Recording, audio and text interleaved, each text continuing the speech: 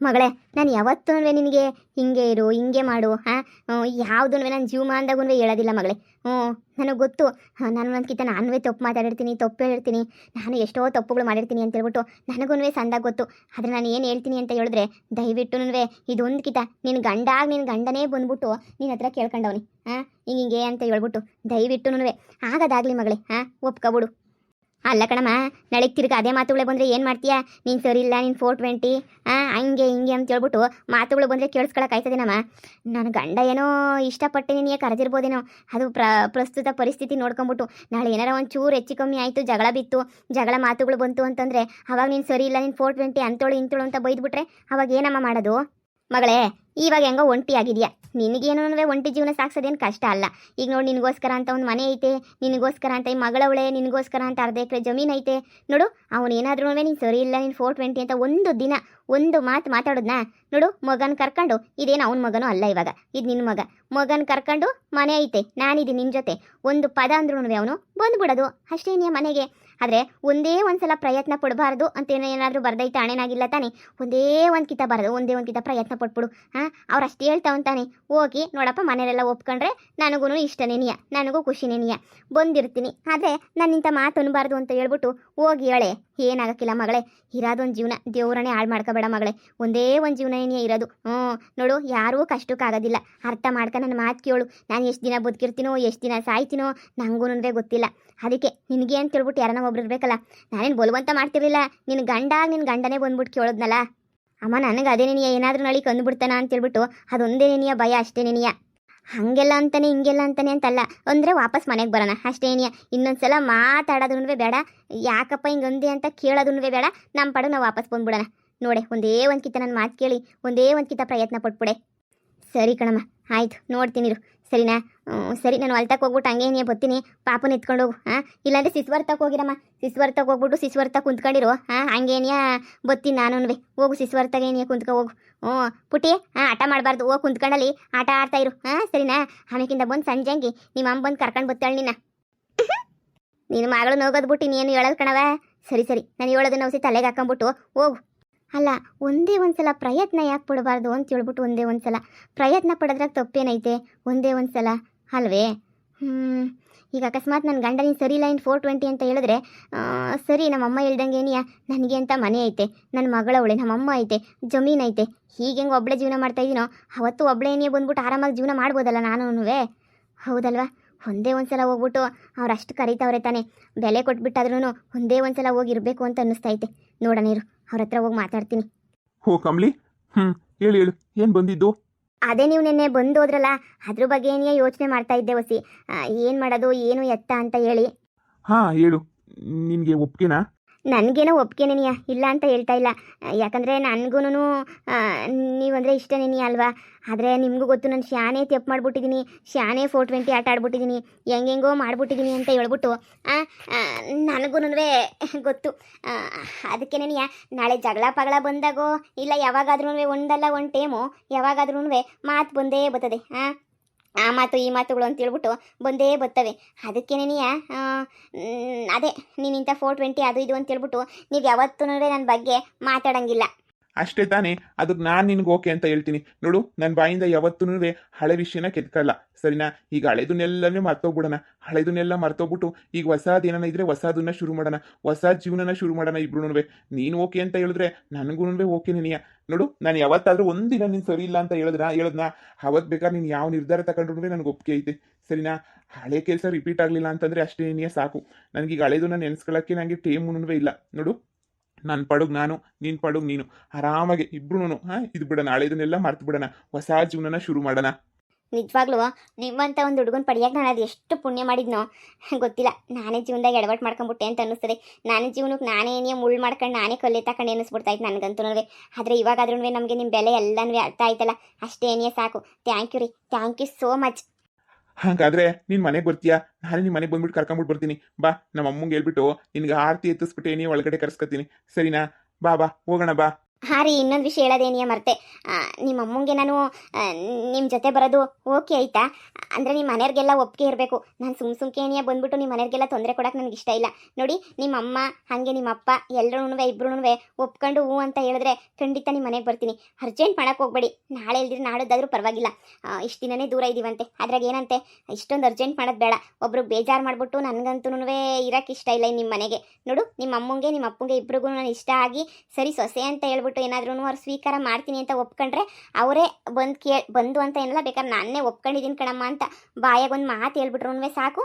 ಸರಿ, ನಾನೇ ಬಂದ್ಬಿಡ್ತೀನಿ ನಿಮ್ಮ ಮನೆಗೆ. ಹಾಂ, ಅಷ್ಟೇ ತಾನೇ. ಈಗಲೇ ಹೋಗಿ ನಮ್ಮ ಅಮ್ಮನ ಹತ್ರ ನಾನು ಮಾತಾಡ್ತೀನಿ.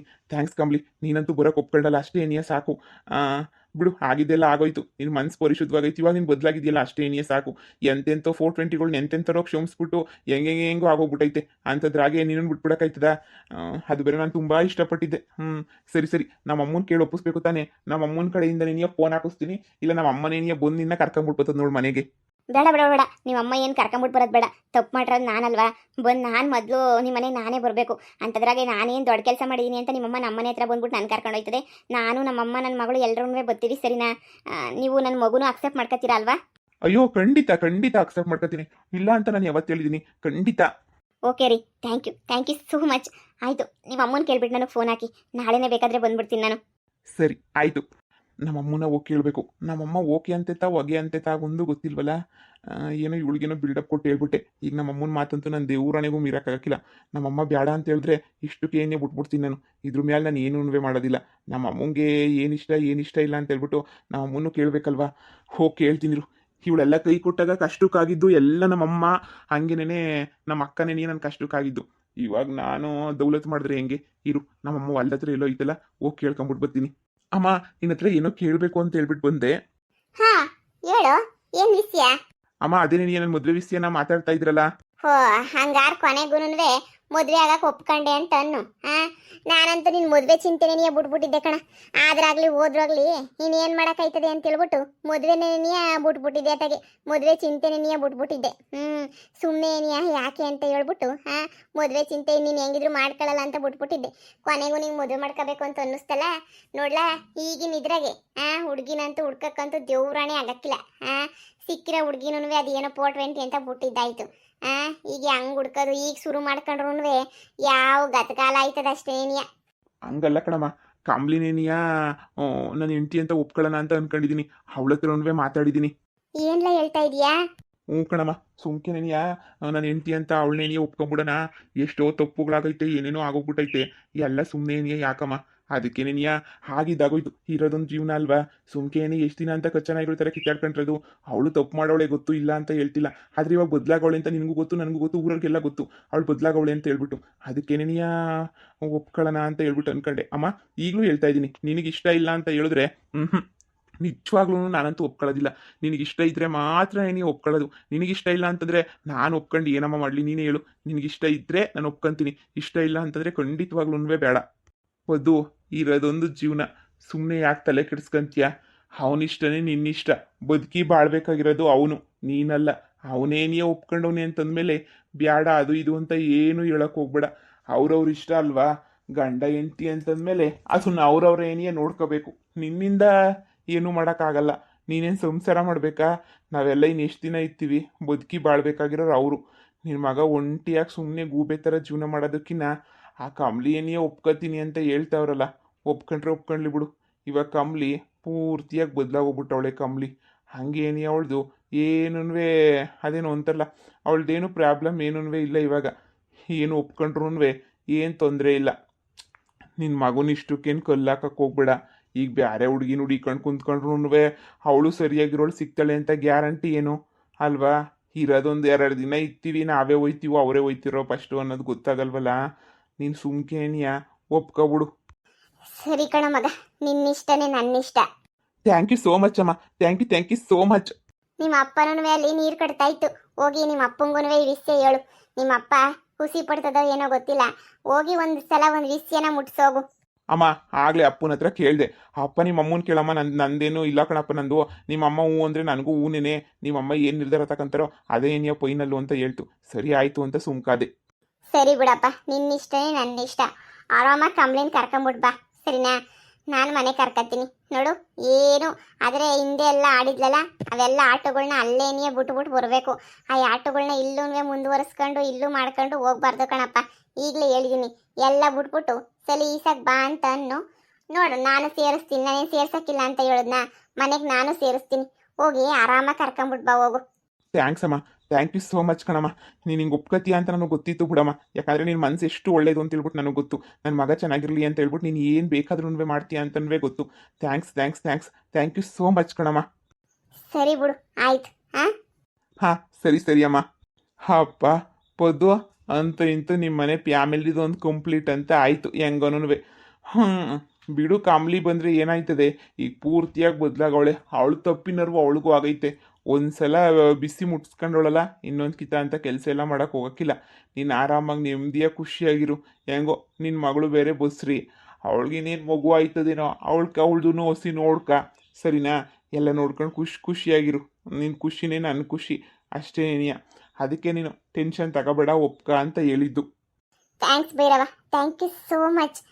ನಿಜವಾಗ್ಲೂ ನಾನು ಏನೋ ಗೊಂದಲದಾಗಿರ್ತೀನಲ್ಲ, ಏನಪ್ಪ ಮಾಡೋದು ಅಂತ ಹೇಳ್ಬಿಟ್ಟು ಅವಾಗ ಒಂದೇ ಕಿತ ಪರಿಹಾರ ಕೊಟ್ಬಿಡ್ತೀನಿ. ನಂತೂ ನಾನು ಗೊಂದಲ ಮಾಡ್ಕೊಂಡಿರ್ತೀನಿ. ನಾನಂತೂ ಏನು ಮಾಡೋದಪ್ಪ ಎತ್ತಪ್ಪ ಅಂತ ಹೇಳ್ಬಿಟ್ಟು ಒಂದೇ ಕಿತ ಸೊಲ್ಯೂಷನ್ ಕೊಟ್ಬಿಡ್ತೀಯ ನೀನು.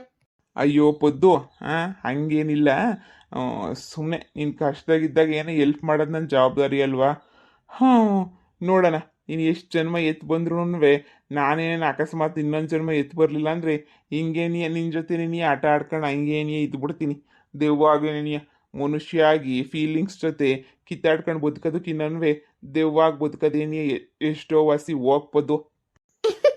ನಾನು ಸತ್ ಮೇಲೆ ನಾನು ನಿಂತರ ದೆವ್ವನೇನಿ ಆಗೋದು, ಸುಮ್ಕಿರು. ಸರಿ ಸರಿ ನಡಿ, ಮಂತಕ್ಕೆ ಹೋಗೋಣ. ಏನೋ ನನ್ನ ಸೊಸೆನ ಬೇರೆ ಕರ್ಕೊಬಿಟ್ಟು ಬರ್ತೀನಿ ಅಂತ ಹೇಳ್ತಾರಲ್ಲ, ಹೊಸಿ ಮನೆಯೆಲ್ಲ ಗಿಲಿನ್ ಮಾಡಿ ಸಾರಿಸಿ ದೇವ್ರ ಪೂಜೆ ಮಾಡಿ ಮನೆ ಕರ್ಕೋಬೇಕಲ್ಲ. ಎಲ್ಲ ಕ್ಲೀನ್ ಮಾಡ್ಕೊಂಡು ರೆಡಿ ಮಾಡ್ಕೊತೀನಿ. ಓಹೋ, ಫುಲ್ ತಯಾರಿ. ಆಯ್ತು ಬಾ ಬಾ. ಏನ್ರಪ್ಪ, ಈ ಕಥೆಯ ಪದ್ದು ಜೀವನದ ಕತೆ ಸುಮಾರು ಎಪಿಸೋಡ್ಸ್ ತಗೋಬಿಟ್ಟವಲ್ಲ, 2000 ಚಿಲ್ಲರೆ ಎಪಿಸೋಡ್ಸು. ಈಗ ಅದಕ್ಕಿನ್ನೂ ಜಾಸ್ತಿ ಪ್ರೀತಿನ ಜಯಕ್ಕನ ಮಕ್ಕಳು ಅಂತ ಹೇಳ್ಬಿಟ್ಟು ಮಾಡಿದ್ದೀನಲ್ಲ, ಅದಕ್ಕೂ ಅಷ್ಟೇ ಅಷ್ಟೇ ಪ್ರೀತಿಯಾಗಿ ಕೊಡ್ತಾ ಇದ್ದೀರಾ. ಅದಕ್ಕೆ ಇದನ್ನ ಇನ್ನೇನು ಜಾಸ್ತಿ ಎಷ್ಟು ಎಳ್ಕೊಂಡು ಹೋದ್ರೂ ಅಷ್ಟೇ ಜಾಸ್ತಿ ಕತೆ ಎಳ್ಕೊಂಡು ಹೋಗೋದು ಬೇಡ. ಇನ್ನೊಂದು ಸ್ವಲ್ಪ ದಿನದಾಗೆ ಎಷ್ಟೊಂದು ಕ್ಯಾರೆಕ್ಟರ್ಸ್ ಅವಲ್ಲ, ಎಲ್ಲ ಕ್ಯಾರೆಕ್ಟರ್ಸ್ಗೂ ಒಂದು ನ್ಯಾಯ ಅನ್ನೋದು ಕೊಡಿಸ್ಬಿಟ್ಟು ಒಂದು ಹ್ಯಾಪಿ ಎಂಡಿಂಗ್ ಮಾಡಬೇಕು ಅಂತ ಹೇಳ್ಬಿಟ್ಟು ನಿರ್ಧಾರ ಮಾಡ್ಕೊಂಡಿದ್ದೀನಿ. ಯಾಕಂದರೆ ನೀವು ಯಾರನ್ನೂ ಮಿಸ್ ಮಾಡ್ಕೊಳಕ್ಕಿಲ್ಲ ಇದ್ರಾಗೆ. ಈ ಭೈರವ ಅಲ್ಲಿ ಇನ್ನೊಂದು ಜಯಕ್ಕನ ಮಕ್ಕಳು ಅದ್ರಾಗೂ ಮಿತ್ರ ಅಂತ ಹೇಳ್ಬಿಟ್ಟು ಆಗಿ ಅದ್ರಾಗೂ ಮಿತ್ರನ ಥರನೇ ಅವನೇ. ಈಗ ನಾನಿದ್ದೀನಿ, ಜಯಮ್ಮ ಎಲ್ಲರೂ ಇರ್ತಾರೆ. ಆದರೆ ಕತೆ ಮಾತ್ರ ಪೂರ್ತಿ ಚೇಂಜ್ ಇರ್ತದೆ ಅಷ್ಟೇ ನೀನಿಯ. ಓಕೆನಾ ನಿಮ್ಗೆ ಎಲ್ರಿಗೂ? ಯಾಕಂದರೆ ನೀವು ಮಿಸ್ ಮಾಡ್ಕೋಬಾರ್ದು ಅಂತನೇನಿಯ. ಎಲ್ಲ ಕ್ಯಾರೆಕ್ಟರ್ಸ್ನು ಇದ್ರಾಗೆ ಹೆಂಗೋ ಅದ್ರಾಗೆ ಇರ್ತವೆ. ಆದರೆ ಏನು ಮಾಡಿದ್ರೆ ಸ್ವಲ್ಪ ಕತೆ ಅಂದರೆ ಸ್ವಲ್ಪ ಎಲ್ಲ ಪೂರ್ತಿ ಕತೆ ಎಲ್ಲ ಚೇಂಜ್ ಇರ್ತದೆ ಅಷ್ಟೇ ನೀನಿಯ. ಯಾರು ಮಿಸ್ ಮಾಡ್ಕೋಬಾರ್ದು ನೀವು ಅನ್ನೋ ಒಂದೇ ಒಂದು ಕಾರಣಕ್ಕೆ ನೀನಿಯ ಈ ಕತೆಗೆ ಯಾರ್ಯಾರು ಇದ್ರು ಆ ಕತೆಗೂ ಹಂಗೆ ಏನಿಯ ಸೇರಿಸಿದ್ದೀನಿ. ಆದರೆ ಹೊಸ ಕ್ಯಾರೆಕ್ಟರ್ಸ್ನ ಜಾಸ್ತಿ ಆ್ಯಡ್ ಮಾಡಿದ್ದೀನಿ ಅಷ್ಟೇ ಏನಿಯ. ನಿಮಗೆಲ್ಲ ಇಷ್ಟ ಆಯ್ತದೆ ಅಂತ ಅಂದ್ಕೊಂಡಿದ್ದೀನಿ. ಇದನ್ನು ಅಷ್ಟೇ ಏನಿಯ ಸ್ವಲ್ಪ ದಿನ ಆಯ್ತದೆ. ಯಾಕಂದರೆ ಎಷ್ಟೊಂದು ಕ್ಯಾರೆಕ್ಟರ್ಸ್ ಅವಲ್ಲ, ಎಲ್ಲರಿಗೂ ಒಂದು ಸಡನ್ನಾಗಿ ಮುಗಿಸ್ಬಾರ್ದು. ಎಷ್ಟು ಕಷ್ಟಪಟ್ಟು ಎಷ್ಟೊಂದು ವರ್ಷ 2 ವರ್ಷದ ಮೇಲೆ ಓಡೈತೆ ಕತೆ. ಸಡನ್ನಾಗಿ ಸುಮ್ಮನೆ ಏನೋ ಮಾಡಿ ಮುಗಿಸೋದು ಬೇಡ, ಎಲ್ಲದಕ್ಕೂ ಒಂದು ಹ್ಯಾಪಿ ಎಂಡಿಂಗ್ ಕೊಡೋಣ ಅಂತ ಅಂದ್ಕೊಂಡಿದ್ದೀನಿ ಕಣ್ರಪ್ಪ. ನಿಮ್ಮ ಅಭಿಪ್ರಾಯ ಏನು? ಮುಗಿಸ್ಬಿಡೋಣ ಅಲ್ವಾ? ಯಾಕಂದರೆ ಜಯಕ್ಕನ ಮಕ್ಕಳು ಅದನ್ನೇ 4 ಕತೆ ಹಾಕ್ಕೊಂಡಿದ್ರು ಚೆನ್ನಾಗಿರ್ತದಲ್ವಾ?